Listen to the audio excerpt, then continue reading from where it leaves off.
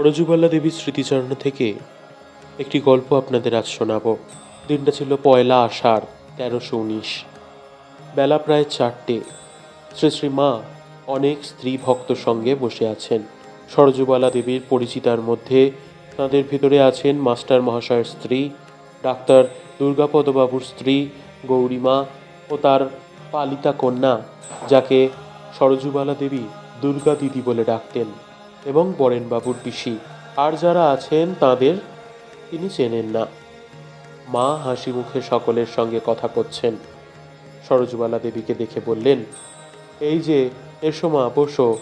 আমি গৌরীমা দিয়ে নিচে অফিস ঘর হতে নিবেদিতা ও ভারতে বিবেকানন্দ বই দুখানি আনালুম। আমার ইচ্ছা মা নিবেদিতা বইখানির কিছু শুনেন।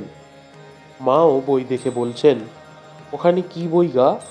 আমি বললুম, নিবেদিতা। মা বললেন, পড়ো তো মা, একটু শুনি।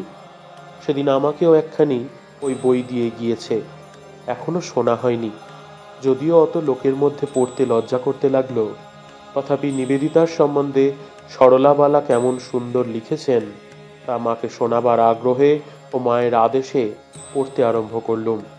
শ্রী শ্রী মা ও সমবেতা স্ত্রীভক্তেরা সাগ্রহে শুনতে লাগলেন।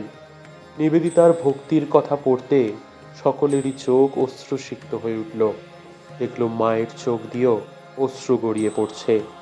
ওই প্রসঙ্গে বলতে লাগলেন, আহা, নিবেদিতার কি ভক্তি ছিল! আমার জন্য যে কি করবে ভেবে পেত না। রাত্রিতে যখন আমায় দেখতে আসতো, আমার চোখে আলো লেগে কষ্ট হবে বলে একখানি কাগজ দিয়ে ঘরের আলোটি আড়াল করে দিত। প্রণাম করে নিজের রুমাল দিয়ে কত সন্তর্পণে আমার পায়ের ধুলো নিত। দেখতুম যেন পায়ে হাত দিয়েও সংকুচিত হচ্ছে। কথাগুলি বলেই মা নিবেদিতার কথা ভেবে স্থির হয়ে রইলেন। তখন উপস্থিত সকলেও নিবেদিতার কথা যা জানতেন বলতে লাগলেন। দুর্গা দিদি বললেন, ভারতের দুর্ভাগ্য যে তিনি এত অল্প দিনে চলে গেলেন। অপর একজন বললেন, তিনি যেন ভারতেরই ছিলেন, নিজেও তাই বলতেন। সরস্বতী পূজার দিন খালি পায়ে হোমের ফোঁটা কপালে দিয়ে বেড়াতেন। পুস্তক পড়া শেষ হলো। শ্রী শ্রী মা তখনও মাঝে মাঝে নিবেদিতার জন্য আক্ষেপ করতে লাগলেন।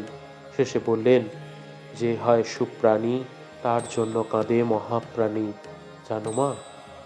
এবার মা কাপড় কেচে এসে ঠাকুরের বৈকালী ভোগ দিতে বসলেন। ইতপূর্বে কোনো সময় স্বহস্তে অনেকগুলি ফুলের মালা গেঁথে বৈকালে পরিয়ে দিবেন বলে ঠাকুরের সামনে রেখেছিলেন। ব্রহ্মচারী রাসবিহারী ওইগুলো নিকটেই ভোগের জন্য রসগোল্লা এনে রেখে গেছেন। তার রস গড়িয়ে ফুলের মালাতে লেগে ডেউ পিঁপড়ে ধরেছে। মা হাসতে হাসতে বলছেন, এইবার ঠাকুরকে পিঁপড়ে কামড়াবে গো। ও রাসবিহারী, এ কি করেছ? এই বলে সযত্নে পিঁপড়ে ছাড়িয়ে ঠাকুরকে পরিয়ে দিলেন। মা ওই রূপে সকলের সামনে নিজের স্বামীকে মালা পরিয়ে সাজিয়ে দিচ্ছেন দেখে রাধুর মা মুখ টিপে টিপে হাসতে লাগলেন। শ্রী শ্রী মা উপস্থিত সকলকে প্রসাদ দিতে গৌরীমাকে বললেন এবং সকলে প্রসাদ পেলেন।